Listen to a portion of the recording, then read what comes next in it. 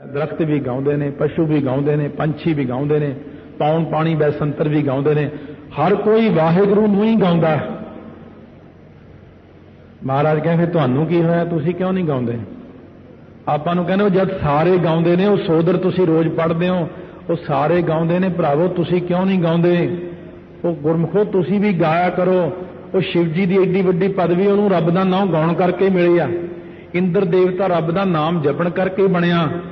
एडियां एडियां पदवियां दे मालक रब का नाम जपण करके ही पदवियां लै गए ने, ते आपां क्यों नहीं लैंदे? ध्रुव दी मां ने उन्होंने कहा सी, पुत्र पिछले जन्म च भगती नहीं की तां नहीं मिले आपां नूं। इस करके सतगुरु महाराज सच्चे पातशाह कहने तुसीं भी सारे मिल के गाया करो परमेश्वर नूं। जे तुसीं भी गाओगे, ਜਿਹੜਾ भी गावेगा जो मर्जी मंग लो, जो मर्जी मंग लो महाराज जी तो, कि मैं तो आह चीज़ लैनी है। जिमें इंद्र नामे ब्राह्मण के पुत्र ने 10 पुत्र सी, कहते पिता जी ये ब्रह्मा किवें बन गया एडा वड्डा?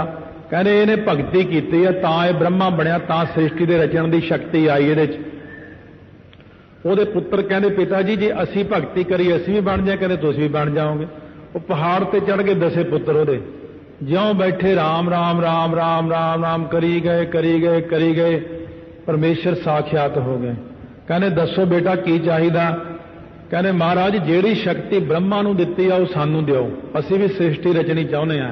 अकाल पुरख वाहिगुरू कहण लगे तथास्तु, जाओ तुहानूं भी शक्ति दित्ती, ये तो आपां भी लै सकदे हां, सृष्टि दे रचण दी शक्ति, ब्रह्मा बनना। पर आपां इन्हां चीज़ां नूं चाहुंदे नहीं ना, आपां नहीं चाहुंदे। आपां तां यही बेनती करते हैं कि राज ना चाहो मुक्त ना चाहो, मन प्रीत चरण कमलारे। महाराज की फायदा इंद्र बन के फिर डिगांगे धरती ते, की फायदा ब्रह्मा बन के फिर नाश हो जावांगे, ब्रह्म महेश्वर बिशन सची पत अंत फसे जम फास परांगे, की फायदा? असी तो इको चीज़ मंगते हैं आप तो, बई जिथे मर्जी रहिए किते भी रहिए, तुहाडा नाम जपदे रहिए, तुहाडे चरनां दा प्यार साडे मनां दे अंदर बनिया रहे। वाहेगुरु वाहेगुरु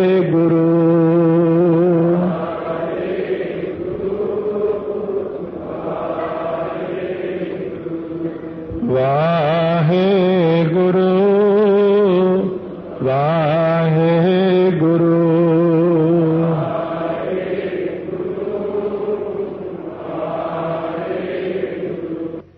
और जोधा हुंदा जिहड़ा सैकड़ियां नाल लड़ के जित प्राप्त कर लवे। महाबली कल्ला ही 10,000 नाल लड़ के फिर जित प्राप्त कर लवे, उन्होंने महाबली कहते हैं।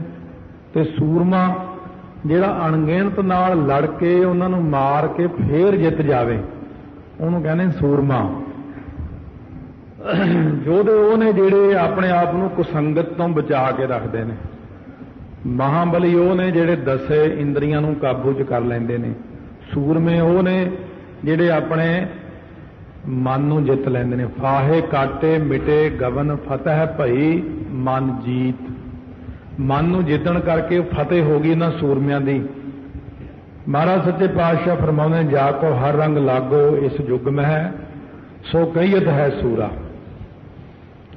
अपने मन नूं जितण वाला ही सूरमा गिणिया जांदा है, महाबली योधा गिणिया जाता है। ये भी सारे तुहानूं गाउंदे ने, योधे भी गाउंदे ने, महाबली भी गाउंदे ने, सूरमे भी तुहानूं गाउंदे ने। कोई तां योधा पुणा मंगदा, कोई कहना मैं कल्ला ही लड़ा। भाई उदय सिंह ने जिवें बेनती कीती सी महाराज नूं, महाराज मैनूं कल्ले नूं बल बख्शो इन्ना। महाराज कहने चंगा जद तक असीं चमकौर साहब नहीं पहुंचते तूं कल्ला ही रोक के रखेगा फौजां नूं। इस तरह भाई उदय सिंह उत्थे लड़ते शहीद होए। दारा खाणी चारे चारे खाणियां अंडज जेरज सेतज उत्पुज, चारे खाणियां गाउंदियां ने। अंडज आंडियां तो पैदा होने वाले जिहड़े ने जीव, काग भसुंड आदक गरुड़, इन्हां ने भी गाया, पर पंछियां ने भी गाया। ये नहीं कि आंडियां तो पैदा होने वाले ने किसी ने गाया नहीं। फिर जिहड़े जेरज जेर तो पैदा होंदे ने जीव आदक, ये तो सारे गाउंदे ही गाउंदे ने। सेतज कई मुड़के तो ही पैदा होए ने। वो जिहड़े मुड़के तो पैदा होए ने, महोदर जिहड़ा हनुमान दा पुत्र सी, हनुमान दा मुड़का ही डिग्या सी समुंदर दे अंदर। वो मुड़का जिहड़ा सी मच्छी ने निगल लिया, ਉਹਦੇ ਕਰਕੇ ਮਹੋਦਰ ਪੈਦਾ ਹੋਇਆ ਉਹਦੇ ਤੋਂ, ਉਹਨੇ ਵੀ ਪਰਮੇਸ਼ਰ ਨੂੰ ਗਾਇਆ। ਇਉਂ ਜਿਹੜੇ ਮੁੜ ਕੇ ਤੋਂ ਵੀ ਪੈਦਾ ਹੋ ਗਏ ਉਹਨੇ ਵੀ ਤੈਨੂੰ ਗਾਇਆ। ਚਾਰੇ ਖਾਣੀਆਂ ਦਾ ਨਾਮ ਹੈ। ਇਹ ਉਤਪੁਜ ਧਰਤੀ ਵਿੱਚੋਂ ਪੈਦਾ ਹੋਣ ਵਾਲੇ ਦਰਖਤ ਨੇ, ਇਹ ਸਾਰੇ ਬੂਟੇ ਨੇ, ਇਹ ਬਨਸਪਤੀ ਹੈ, ਇਹ ਵੀ ਤੈਨੂੰ ਗਾਉਂਦੀ ਹੈ। ਫਿਰ ਜਿਹੜੇ ਉੱਪਰਲੀ ਧਰਤੀ ਹੈ ਸਵਰਗਾਂ ਦੀ, ਉਹਦੇ ਜਿਹੜੇ ਕਲਪਤਰ ਬ੍ਰਿਛ ਆਦਿਕ ਨੇ, ਸੋ ਉਹ ਵੀ ਤੈਨੂੰ ਗਾਉਂਦੇ ਨੇ। ਇਹ ਨਹੀਂ ਕਿ ਇੱਥੇ ਹੀ ਹੈ ਸਾਰਾ ਕੁਝ। ਜਦੋਂ ਵੀ ਸੋਚਣਾ ਵੱਡਾ ਸੋਚਣਾ, ਛੋਟਾ ਨਹੀਂ। ਧਰਤੀ ਬਾਰੇ ਨਹੀਂ ਇਕੱਲੀ ਸੋਚਣਾ। ਗੁਰਬਾਣੀ ਅੰਦਰ ਜਦੋਂ ਵੀ ਕੁਝ ਆਉਂਦਾ ਹੈ ਉਦੋਂ ਬ੍ਰਹਮ ਸਾਰਾ ਬ੍ਰਹਿਮੰਡ ਹੀ ਆਉਂਦਾ। ਹੁਣ ਆਪ ਹੀ ਕਹਿਣ ਲੱਗੇ ਨੇ, ਗਾਵ ਹੈ ਖੰਡ, ਖੰਡ ਜਿਹੜੇ ਨੇ 9 ਖੰਡ ਧਰਤੀ ਦੇ। ਸੋ ਇਸੇ ਪ੍ਰਕਾਰ ਕੁਰੂ ਖੰਡ, ਇਲਾਬ੍ਰਤ ਖੰਡ, ਭਾਰਤ ਖੰਡ, ਅੱਜ ਜਿੱਥੇ ਆਪਾਂ ਰਹਿੰਦੇ ਭਾਰਤ ਖੰਡ ਹੈ। ਸੋ ਇਸ ਪ੍ਰਕਾਰ ਇਹ ਜਿਹੜੇ 9 ਖੰਡਾਂ, 9 ਖੰਡ ਗਾਉਂਦੇ ਨੇ, 9 ਖੰਡਾਂ ਵਿੱਚ ਰਹਿਣ ਵਾਲੇ ਗਾਉਂਦੇ ਨੇ। ਮੰਡਲ, ਇਹ ਮੰਡਲ ਜਿਹੜਾ ਹੁੰਦਾ 400 ਕੋਹ ਦਾ ਹੁੰਦਾ। ਚਾਰੇ ਪਾਸੇ ਨੂੰ ਧਰਤੀ ਜਿੰਨੀ ਗਈ 400 ਕੋਹ ਦੀ ਗਿਣ ਕੇ ਇੱਕ ਮੰਡਲ ਬਣ ਗਿਆ। ਵਰ ਭੰਡਾ, ਵੱਡਾ ਭਾਂਡਾ ਬ੍ਰਹਿਮੰਡ ਦਾ, 21 ਪੁਰੀਆਂ ਆਉਂਦੀਆਂ ਜਿਹਦੇ 'ਚ। ਸਾਡੀ ਧਰਤੀ ਦੇ ਕੁੱਲ 9 ਖੰਡ, 7 ਪਤਾਲ, 7 ਆਕਾਸ਼, 7 ਦੀਪ। ਇੰਨਾ ਵੱਡਾ ਹੁੰਦਾ ਬ੍ਰਹਿਮੰਡ, ਇੱਕ ਬ੍ਰਹਿਮੰਡ। ਹੁਣ ਇਹ ਦੇਖ ਲਓ ਵੀ 7 ਆਕਾਸ਼, 7 ਪਤਾਲ ਹੋ ਗਏ। 7 ਉੱਪਰ 7 ਆਕਾਸ਼ ਨੇ, 7 ਥੱਲੇ 7 ਪਤਾਲ ਨੇ। ਅਤਲ, ਬਿਤਲ, ਸੁਤਲ, ਤਲਾਤਲ, ਰਸਾਤਲ, ਮਹਾਤਲ, ਪਤਾਲ, ਇਹ ਥੱਲੇ ਆ ਸਾਡੇ। ਤੇ ਉੱਪਰ ਨੇ ਭੂਰ, ਮਹਿਰ, ਭੁਵ, ਜਨ, ਤਪ, 7 ਕਰਕੇ 7 ਆਕਾਸ਼ਾਂ ਦੇ ਨਾਮ ਨੇ ਇਹ। ਹੁਣ ਆਪਾਂ ਹੈਗੇ ਵਿਚਕਾਰ। ਇਹ ਧਰਤੀ ਦੇ ਉੱਤੇ ਹੈਗੇ 9 ਖੰਡ, 9 ਟੁਕੜੇ, 7 ਦੀਪ ਨੇ ਇੱਥੇ, 7 ਸਮੁੰਦਰ ਨੇ ਇੱਥੇ। ਤੇ ਇਸੇ ਪ੍ਰਕਾਰ ਇਹ ਜਿਹੜੇ ਨੇ ਇਹ ਕੁੱਲ 7 ਆਕਾਸ਼, 7 ਪਤਾਲ ਸਣੇ ਸਾਡੇ, ਇਹ ਪੂਰਾ ਇੱਕ ਬ੍ਰਹਿਮੰਡ ਹੈ। ਇਹਨੂੰ ਇੱਕ ਬ੍ਰਹਿਮੰਡ ਕਿਹਾ ਜਾਂਦਾ ਹੈ। ਹੁਣ ਸਤਿਗੁਰੂ ਕਹਿੰਦੇ ਨੇ, ਕੋਟ ਬ੍ਰਹਿਮੰਡ ਕੋ ਠਾਕੁਰ ਸੁਆਮੀ, ਸਰਬ ਜੀਆਂ ਕਾ ਦਾਤਾ ਰੇ। ਇਹ ਨਿਰੇ 7 ਆਕਾਸ਼, 7 ਪਤਾਲ ਨਹੀਂ, ਇਹ ਤਾਂ ਇੰਨੇ ਇੱਕ ਹਿੱਸੇ ਨੂੰ ਬ੍ਰਹਿਮੰਡ ਕਿਹਾ। ਮਹਾਰਾਜ ਕਹਿੰਦੇ ਕਰੋੜਾਂ ਬ੍ਰਹਿਮੰਡਾਂ ਦਾ ਮਾਲਕ ਹੈ ਵਾਹਿਗੁਰੂ, ਤੇ ਰੋਜੀ ਰੋਟੀ ਦੇਣ ਵਾਲਾ ਉਹਨਾਂ ਨੂੰ।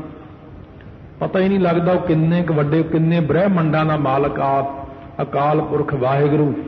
ਸਾਰਿਆਂ ਖੰਡਾਂ ਵਿੱਚ, ਸਾਰਿਆਂ ਮੰਡਲਾਂ ਵਿੱਚ, ਸਾਰੇ ਬ੍ਰਹਿਮੰਡਾਂ ਦੇ ਵਿੱਚ ਤੈਨੂੰ ਸਾਰੇ ਗਾਈ ਜਾਂਦੇ ਨੇ, ਸਭ ਤੈਨੂੰ ਗਾਈ ਜਾਂਦੇ ਨੇ। ਜਿੰਨੇ ਤੇਰੇ ਬਣਾਏ ਹੋਏ ਨੇ, ਕਾਰ ਕਾਰ ਰੱਖੇ ਧਾਰੇ, ਰਹਿ ਰਾਸ ਵਿੱਚ ਪੜ੍ਹਦੇ ਆ, ਕਰ ਕਰ ਰੱਖੇ ਤੇਰੇ ਧਾਰੇ, ਕਿਉਂਕਿ ਉਹ ਵਾਹਿਗੁਰੂ ਦੇ ਸਨਮੁਖ ਸੋਦਰ ਉਚਾਰਨ ਕੀਤਾ। ਕਰਕੇ ਪੈਦਾ, ਕਰਕੇ ਪਾਲਣਾ, ਰੱਖੇ ਜਿੰਨੇ ਸੰਭਾਲੇ ਹੋਏ ਨੇ ਤੇਰੇ, ਸਾਰਿਆਂ ਦੀ ਨਿਗਾਹ 'ਚ ਰੱਖਦਾ ਹੈ।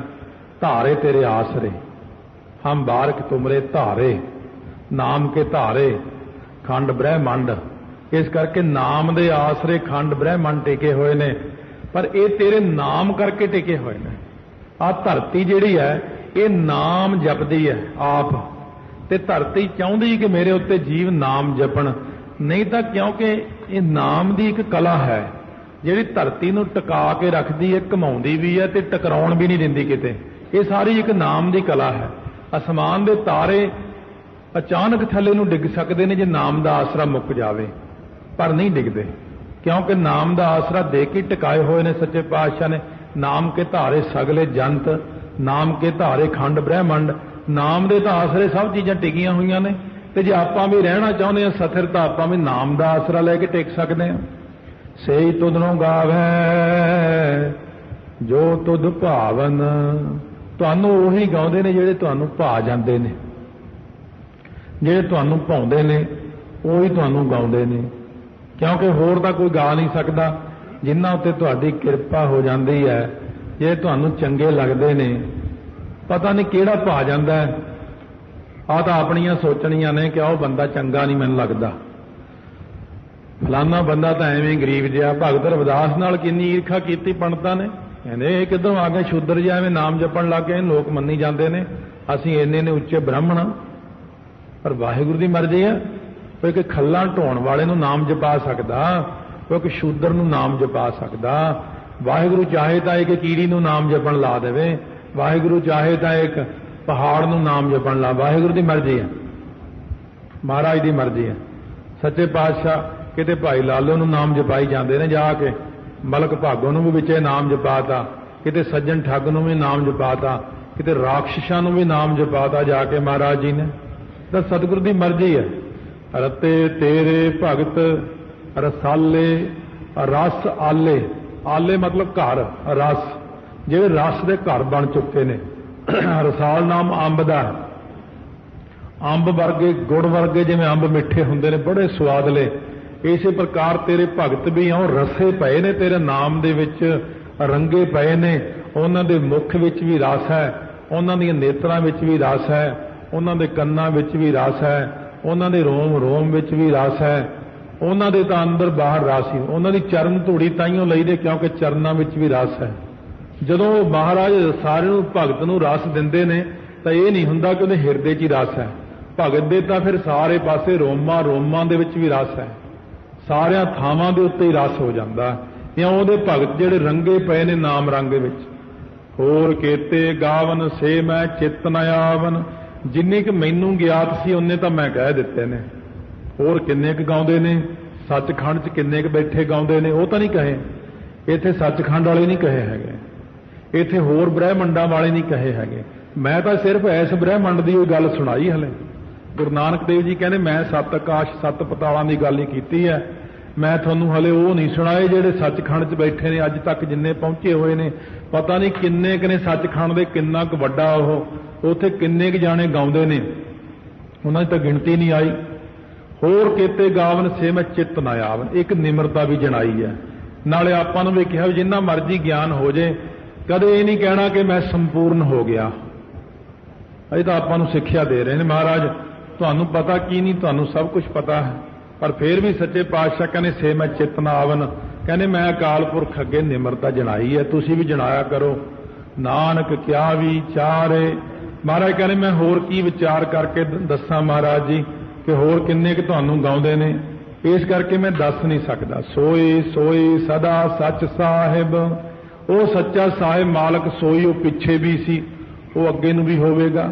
साचा साची नाई, वो अकाल पुरख वाहिगुरू आप सच्चा, ਉਹਦੀ नाई तो भाव हुंदी महिमा, ਉਹਦੀ महिमा भी सच्ची है, ਉਹਦੀ वडियाई भी सच्ची है भी होसी है हुण भी है, भी पिछे भी सी, होसी अगे नूं भी होवेगा। जाए ना जासी, जाए दा अर्थ ना जमना, जासी दा अर्थ ना जाना मरना। अकाल पुरख वाहिगुरू ना जमदे ने ना मरदे ने। जमीन जमा के बिखै समस्त एक जोत है, ना घाट है ना बाढ़ है, ना घाट बाढ़ होत है। ना अकाल पुरख ने कितों आउणा ना किते जाना। जे कहिए महाराज उत्थों आके मेरी मदद करियो, महाराज कहने कित्थों कहना भाई आउण नूं, महाराज तुसीं कित्थे बैठे हो, कहने मैं तां व्यापक है तेरे विच भी बैठा। तू अपने अंदर नूं देख के क्यों नहीं कहता कि मेरी मदद करो, तू ताहां नूं क्यों अखां चकदा, उत्तों आयो जी कितों, ਉਹਨੇ कितों उत्तों नहीं आउणा, सज्जे खब्बे तो नहीं आउणा, वो तो अंदर ही बैठा अपने।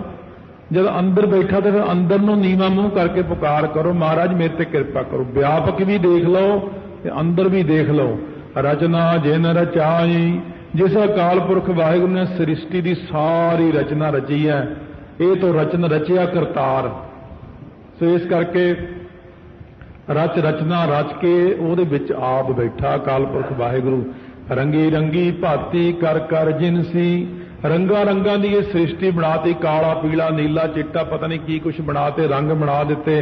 रंगा रंगा की सृष्टि बना के कर कर जिनसी, जिनसी ते विश्राम है। पहला छोटा विश्राम भाती ते रंगी रंगी भाती कर कर जिनसी, इकट्ठा ही पढ़ देना रंगी रंगी भाती कर कर जिनसी। जिन्हों ने कई प्रकार दी जिनसां बनाईयां, घोड़े खच्चर आदि बनाते, अन्न दीयां कई प्रकार दी जिनसां बनातियां, कणक चौल आदि जिहड़े बनाए ने सारे अन्न दीयां जिनसां। माया जिन उपाई, ये जिहड़ी सृष्टि रंगा रंगा दी बनाई है माया दे राही बनाई है अकाल पुरख वाहिगुरू ने। मनोकल्पत है माया उहदे विच, पर रची है माया दे राही सृष्टि अकाल पुरख वाहिगुरू सच्चे पातशाह ने। तो इस तरह सतगुरु महाराज उपमा करते हैं अकाल पुरख जी वाहिगुरू के सामने खड़े होके ते अपने कोलों उपमा करवाउंदे ने। जपजी साहब विच करवा लैंदे ने, सोदर दे विच करवा लैंदे ने, उपमा करवाई जांदे ने। आप तो उपमा कीती है गुरु नानक देव नाल, अपने तो भी करवाई जाते हैं। ये गुरु नानक का सिद्धांत आप जपया वह नाम जपावै। सो सतगुरु महाराज ने बख्शिशां कीतियां। कल नूं बाकी सरवण करांगे प्यार सत्कार नाल। वाहे गुरु वाहेगुरु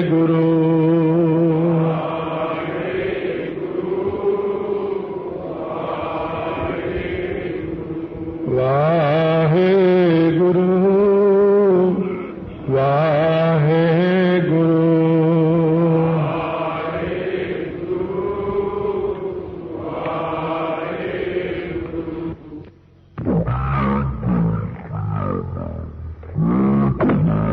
संगत महाराज सोदर जो जपजी साहब दे चो उचारण कीता महाराज सच्चे पातशाह बख्शिशां कर रहे ने कर कर वेखै कीता अपना कर कर देखै कीता अपना आड़े नूं कन्ना इत्थे लाया होया सोदर विच नहीं लाया होना इत्थे वेखै पाठ है उथे देखै पाठ है आम तौर पर तो लगभग बहुते बंदियां दी यही गलती हुंदी है जपजी साहब दा सोदर रह रास च पढ़ी जाणगे ते रह रास वाला सोदर जपजी साहब च पढ़ी जाणगे ये बहुत ध्यान दे नाल बाणी पढ़नी चाहिदी है रह रास दा सोदर ध्यान नाल पढ़ो जपजी साहब दा सोदर आप कोई मान वाली गल नहीं हुंदी कि मैनूं हुण 5 बाणियां कंठ हो गईयां हुण मैं पोथी नहीं देखनी बाणी पढ़दे कदे हंकार ना करो कि मैनूं तां कंठ हो गई बाणी विच नहीं बाकी थावां ते जिथे मर्जी संसारी कंमां च आपां कोई गल कर लईए पर बाणी पढ़दे हमेशा जिन्हां नूं बाणी कंठ भी वो हफ्ते बाद जरूर अपनी पोथी देख लो वो गल ही ना हो जाए किते गलती ना हो जाए मेरे कोलों किते गलती ना पढ़ी जावां तो इस प्रकार महाराज कहने कर के पैदा करके फिर इन्हां दी पालना फिर वेखदा इन्हां नूं की करदे फिरदे ने कीता अपना आड़े नूं कन्ना ये छोटियां छोटियां गलतियां आपां नूं बहुत घाटा पा दियां गलती छोटी नहीं है बहुत वड्डी है पैसे जमा कराउण जावे कोई बंदा एक जीरो घट ला आवे बस एक जीरो नाल ही किन्नियां दा फर्क पै जाना इसे प्रकार एक कन्ने औंकड़ दलैंकड़ नूं इउं समझो कि लखां दा घाटा पाता मैं करोड़ां दा घाटा पाता मैं एक माड़ी जी गलती करके पर यह गलती माड़ी जी नहीं जाननी है बहुत वड्डी गलती है जे तिस दी वडियाई जिवें वाहिगुरू दी रजा है जिवें इच्छा है जिवें अकाल पुरख दी अपनी रजा है उसे प्रकार ही कर करके सारिਆਂ ਨੂੰ पैदा फिर वेखदा भी उन्हां दे करतब्बां ਨੂੰ कि की करदे ने जो तिस भाव है सोई करसी जो अकाल पुरख वाहिगुरू जी ने भाउंदा करदे ओही ने उन्हां दी अपनी मर्जी है साडे विचों कोई बंदा उन्हां नूं सलाह नहीं दे सकदा लैके थल्लियों उपर तक 84 लाख जून विच कोई देवी देवतियां विच कोई होर ऋषियां मुनियां विच कोई पीरां पैगंबरां तो लैके कोई भी वाहिगुरू दी रजा विच दाखल नहीं दिंदा दसे स्वरूप कुछ नहीं कहते उन्होंने जो तिस भाव है सोई करसी हुक्म ना करना जाए हुक्म नहीं चलता उत्थे भी तुसीं आ क्यों कीता क्यों नहीं कीता जां तुसीं ऐ कर दिओ महाराज उत्थे हुक्म नहीं चलता कहने हाँ भाई समझो गल नूं नानक हुक्म ना चले नाल खसम चलै अरदास कहने उत्थे हुक्म नहीं चलता सेवकां दीयां बेनतियां प्रवान कर लैंदा पर उत्थे किसी दा इउं हुक्म नहीं चलता सिद्धो जिवें तुसीं हुक्म करी जांदे हो बैठे क्योंकि सिद्धां नूं भी टिकाणे सिर जवाब दिंदे ने ना कि जिवें तुसीं हुक्म करदे हो कि ऐं कर दिओ एक तुहाडे वस विच कीतीआं चीज़ां नहीं हैगीआं रिद्धियां सिद्धियां नूं तुसीं हुक्म कर सकदे हो भूतां प्रेतां नूं वस विच करके हुक्म कर सकदे हो होर किसी चीज़ नूं वस विच करके आपां हुक्म कर सकदे हां पर जे कहिए कि वाहिगुरू नूं हुक्म कर सकदे हां वाहिगुरू नूं हुक्म नहीं कर सकदे उत्थे तां बेनतियां कर सकदे हां सो पात साह साहा पात साहिब वो जो अकाल पुरख वाहिगुरू है वो जो पातशाह दा शाह जिहड़ा उन्हां दा जिहड़ा पात साहिब ਜਿਹੜੇ ਸੰਸਾਰ ਦੇ शाह ने उन्हां दे उत्ते हुंदे ने पातशाह राजे। राजिਆਂ ਦੇ ਉੱਤੇ फिर ਵੱਡਾ राजा इंद्र देवते ਨੂੰ गिणिया। इंद्र ਦੇ ਉੱਪਰ भी फिर विष्णु ਨੂੰ ਵੱਡਾ गिणिया। ਇਹਨੂੰ विष्णु ਨੂੰ ਕੱਲਾ पातशाह ਕਹਿੰਦੇ ਨੇ। ते पातशाह दे सिर उत्ते तुम हो सब राजन के राजा, आपे आप गरीब नवाजा। पात नाम तखत दा है, शाह नाम मालक दा है। ਜਿਹੜੇ ਨਿੱਕੇ ਨਿੱਕੇ ਤਖਤਾਂ ਦੇ ਮਾਲਕ ਨੇ, ਉਹਨਾਂ ਦੇ ਉੱਪਰ ਜਿਹੜੇ ਤਖਤਾਂ ਦੇ ਮਾਲਕ ਨੇ, ਉਹਨਾਂ ਦੇ ਉੱਪਰ ਜਿਹੜੇ ਹੋਰ ਤਖਤਾਂ ਦੇ ਮਾਲਕ ਨੇ, ਉਹਨਾਂ ਦੇ ਪਾਤਸ਼ਾਹ ਹੋ ਤੁਸੀਂ, ਸੱਚੇ ਪਾਤਸ਼ਾਹ ਹੋ। ਬਾਕੀ ਦੇ ਸਾਰੇ ਝੂਠੇ ਪਾਤਸ਼ਾਹ ਨੇ। ਜਿਵੇਂ ਮਹਾਰਾਜ ਸੱਚੇ ਪਾਤਸ਼ਾਹ ਨੇ ਬਚਨ ਕੀਤਾ ਹੈ कि ये भूपत सब दिवस चार के, को हर समान नहीं राजा। ये भूपत सब दिवस चार के, ये चार क दिन दे खिडौने हुंदे ने राजे। बाकी परमेश्वर तां अविनाशी है, नास तो रहत राजा है। नानक रहन रजाई, सतगुरु कहते ने भाई ओदी रहन रजाई, ओदी आग्या विच रहना चाहिदा है। वाहिगुरु दे हुक्म विच रजा विच चलो, फिर तुसी भी पातशाह बन जाओगे, फिर ओदा रूप बन जाओगे। वाहिगुरु दे हुक्म विच चलना सिखो, जे नहीं सिखिया अरदास भी करो, महाराज असी तां बचपन तो अपनी मनमानियां कीतियां ने, सानू अपनी रजा विच रहण दा बल दिओ। असी तुहाडी रजा तो बाहर जाना पसंद करते हैं, पर आप जी साडे ते किरपा करो असी रजा विच चल सकीए। आप जी दी 28वीं पौड़ी विच महाराज जी बख्शिश करते हैं, मुंदा संतोख सरम पत झोली, ध्यान की करह विभूत। हुण सिद्धा ने कहा कि महाराज जे तुसी साडे पंथ नूं ग्रहण कर लो ना, इस वक्त असी सारे नालों श्रोमणी है, दुनिया सानू मनदी है। जे तुसी भी साडा पंथ ग्रहण कर लो, कन्नां च मुंदरां पा लो, ये चिप्पी पकड़ लो हथ विच, गिट्टियां तक खिंथा पहन लवो, ते विभूति मल लो शरीर नूं। इसे प्रकार अपने कोले जिहड़ी झोली पकड़ लवो मंगण वास्ते, एक बिंगा टेढ़ा या डंडा फड़िया हुंदा जोगियां कोल, कहंदे डंडा पकड़ लो। साडा जिहड़ा सारियां नालों 12 पंथां विचों श्रोमणी पंथ है, आई पंथ कहंदे ने उहनूं, इहनूं ग्रहण कर लवो। जोगियां दे 12 पंथ ने, जिहड़े पहलां 11 सी इन्हां दे। सो एक इस्त्री ने गोरख नूं कहा कि मैं तुहाडे नाल शादी करना चाहुंदा। गोरख कहण लग्या मैं तां जती हाँ, मैं शादी नहीं कर सकदा। वो कहण लगी मैं सिर्फ इन्नी इच्छा कि मेरे पुत्र होवे और दुनिया च मेरा नां रह जावे।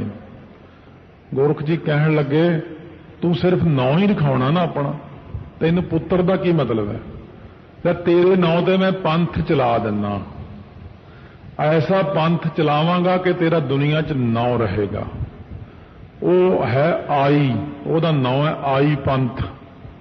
ਇਹਦਾ नाम आई ਦਾ मतलब आया, जिमें मां नूं कहंदे ने, इसे प्रकार ये आई पंथ है।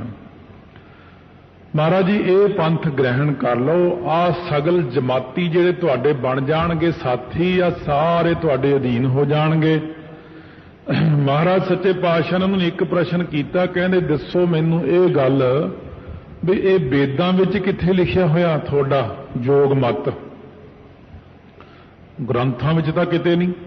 ग्रंथां विच तां लिखिया होया प्राणायाम करना, प्रत्याहार करना, ध्यान धारना, समाधि, यम, नेम, आसन, ये 8 प्रकार का योग है वेदां दे विच। उस योग नूं तां असीं मनदे हैं, पर आ जिहड़ा तुहाडा मैनूं योग नहीं समझ लग्या भी पिंडे ते सवाह मल ली, झोली जी पा ली, खफनी जी पा के मंगण तुर पे, घरां घरां च रोटियां मंग के खा लईआं। ਇਹ ਤੁਸੀਂ ਜੋਗੀ ਹੋ ਕਿ ਭਿਖਾਰੀ ਹੋ? ਸਾਰੇ ਥਾਂ ਤੇ ਮੰਗਦੇ ਫਿਰਦੇ ਹੋ, ਉੱਥੇ ਰੋਟੀ ਲੈ ਕੇ ਖਾ ਲਈ, ਫਿਰ ਬਹਿ ਕੇ ਗੱਲਾਂ ਕਰਨਗੇ, ਉਹ ਫਲਾਣੇ ਘਰ ਰੋਟੀ ਬੜੀ ਸਵਾਦ ਸੀ, ਉਹ ਫਲਾਣੀ ਮਾਈ ਨੇ ਤਾਂ ਬੇਹੀ ਰੋਟੀ ਦਿੱਤੀ, ਉਹ ਫਲਾਣਿਆਂ ਨੇ ਤਾਂ ਗਾਲਾਂ ਹੀ ਕੱਢੀਆਂ, ਫਲਾਣੇ ਥਾਂ ਖੀਰ ਮਿਲੀ। ਫਿਰ ਤੁਹਾਡੀ ਸੁਰਤੀ ਐਂ ਟਿਕੀ ਰਹਿੰਦੀ ਹੈ। ਫਿਰ ਮੁੜ ਮੁੜ ਕੇ ਸੰਸਾਰ ਦੇ ਜੀਵਾਂ ਕੋਲ ਜਾ ਕੇ ਮਾਈ ਮੰਗਤ ਤ੍ਰੈ ਲੁਭਾਵਤ, ਮਾਈ ਕਹਿ ਕੇ ਮੰਗਦੇ ਹੋ, ਇਸਤਰੀ ਜਾਣ ਕੇ ਲੁਭਾਏ ਮਾਨ ਹੋ ਜਨੇ। ਇਹ ਤੁਹਾਡੀ ਕਾਹਦੇ ਜੋਗੀ ਪੁਣੇ? ਮੈਨੂੰ ਤਾਂ ਕੋਈ ਤੁਹਾਡੀ ਜੋਗੀ ਪੁਣੇ ਦੀ ਸਮਝ ਲੱਗੀ ਹੈ। ਤਾਂ ਸਤਿਗੁਰੂ ਮਹਾਰਾਜ ਕਹਿੰਦੇ ਅੱਛਾ ਆਓ ਫਿਰ ਮੈਂ ਤੁਹਾਨੂੰ ਅੰਤਰੀਵ ਜਿਹੜੇ ਨੇ ਨਾ ਤੁਹਾਡੇ ਦੁੱਖਣ ਰੂਪ ਨੂੰ ਭੂਖਣ ਰੂਪ ਕਰਕੇ ਤੁਹਾਨੂੰ ਕਹਿਣਾ ਕਿ ਅਸੀਂ ਤਾਂ ਪਹਿਲਾਂ ਹੀ ਸਾਰਾ ਕੁਝ ਪਹਿਨਿਆ ਹੋਇਆ, ਮੁੰਦਰਾਂ ਪਾਈਆਂ ਹੋਈਆਂ ਕੰਨਾਂ ਵਿੱਚ। ਮਹਾਰਾਜ ਮੁੰਦਰਾਂ ਦਿਖਦੀਆਂ ਤਾਂ ਹੈ ਨਹੀਂ।